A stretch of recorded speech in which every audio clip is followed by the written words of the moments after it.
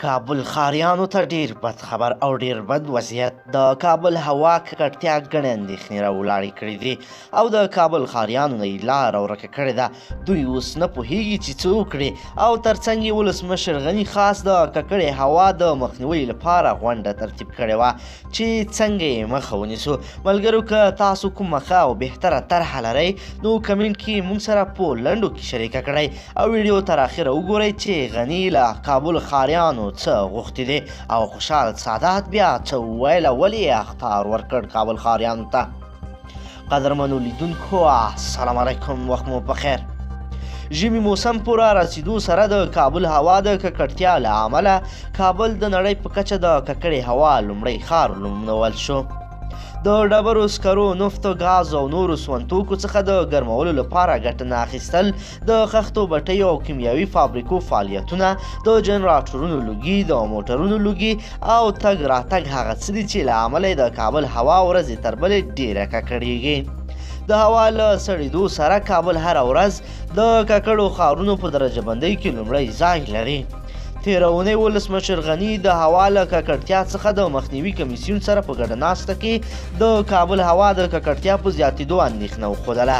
د کابل ککړه هوا یې د کابل اوسیدونکو لپاره وژونکې وبلله او هغوی چې د کابل هوا د ککړتیا اصلي عاملین دي ورسره یې د قانوني چلند غوښتنه وکړه. غني له کابل ښاریانو غواړي هغه توکي چې د هوا ککړتیا له کچې پر لوړوالي کې رول لري ګټه نه اخیستل دې ترې راکم کړي او پر ځای دې له بدیلو لارو کار واخلي. د کانونو او معدن وزارت وایي هره ورځ د هیواد د ډبرو سکرو له کانونو 15,000 ټنه اخراجیږي چې په دې توګه په سلو کې 80 سلنه مصرف رسیږي. د ډبرو سکرو استعمال د کابل ښار د هوا ککړتیا تر ټولو لوی لامل بلل کیږي. شپه مهال د کابل هوا ککړتیا تر 526 درجو رسیږي. په داسې حال کې ده چې د هوا کیفیت سټنډرډ 251 درجو ته د هوا ککړتیا لوړېدل د تنفس لپاره خطرناک او وژونکي بولي. په ورته مهال د هوا د ککړتیا مخنیوي ارګانونه خبر ورکوي چې سر له سببه د هوا ککړتیا د مخنیوي لپاره د ولسمشر غني لارښوونې پر ټول ښاریانو عملي کوي او د اړتیا پر مهال به له زور هم کار واخلي. د هوا ککړتیا له امله هر کال په نړۍ کې له 2.2 میلیونه ډیر خلک پر تنفسي ناروغۍ اخته کیږي. د کابل له 80 سلنه ډیر اوسیدونکي داسې هوا تنفس کوي چې د کیفیت له مخې او د تنفس لپاره مناسبه نه ده. د هوا ککړتیا سره زرګونه ښاریان پر بېلابېلو ناروغیو د اخته کېدو له امله له وخت وړاندې خپل ژوند بایلي چې په همدې توګه افغانان هر کال د هوا ککړتیا له امله له جګړې هم زیاته قرباني ورکوي. په هماغه توګه د افغانستان په ګاونډ کې د نوي ډیلي، کراچۍ او لاهور ښارونه هم د اندېښنې وړ تر کچې ککړه شوې ده.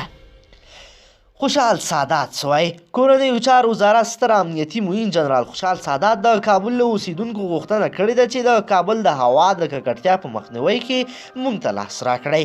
هغه یوې غونډې ته په خپله وینا کې د کابل د ککړې هوا په اړه وویل چې راتلونکي یکشنبې د جدي یا مرغومې له 10 نیټې نه وروسته به له ټولو سرغړونکو سره جدي او قانوني برخورد وشي. هغه په خپلو خبرو کې زیاته کړه چې کابل ښار له دې مرګونې تهدید او ایستل زموږ ستاسې ټولو ګډو مسؤلیت دی. هغه وایي چې د کابل هوا دومره ککړه شوې ده چې له انتحاري ډیره خطرناکه ده او دا زموږ د ټولو مسؤلیت دی چې د ښار هوا پاکه وساتو. جنرال خوشحال سادات ویل چې د معلوماتو تر مخه اوس په هر کس 4 ساعته بهر ګرځي نو هغه 5 کیلوګرامه زهر د غازو په شکل کې تنفس کوي. هغه ویل چې پولیس د امنیت په برخه کې ستاسې همکار دی او هر وخت مو ترڅنګ ولاړ دی، خو د کابل ښار د ککړې هوا مسؤلیت ستاسې په لاس کې دی چې پاکه یې وساتي. نوموړي خلکو ته ویل چې تاسې سرمایه لرئ، کاروبار مو جوړ دی، تجارت مو جوړ دی، نو راځئ چې د قانون پر وړاندې هم خپل مسؤلیتونه وپېژنو. هغه ویل چې د دې په اړه قانون شته او قانون د ټولو هغه کسانو پر وړاندې جرمونه هم بیان کړي دي چې څوک هوا یا فضا ته تاوان رسوي او نور خلک ترې متضرره کیږي. جنرال خوشحال سادات ویل چې له دې وروسته به له هر هغه چا سره قانوني چلند کیږي چې د هوا په ککړتیا کې لاس لري. نوموړي زیاته کړه چې همدا اوس نه لاس په کار شئ او د هوا د ککړتیا د مخنیوي لپاره کار وکړئ. درنو لیدونکو ویډیو د سره حتما شریکه کړئ چې ټول هیوادوال او خصوصا د کابل ښاریان له دې متضرره هوا ککړتیا څخه ځانونه خبر کړي او که نه له قانوني چلند سره به مخ شي.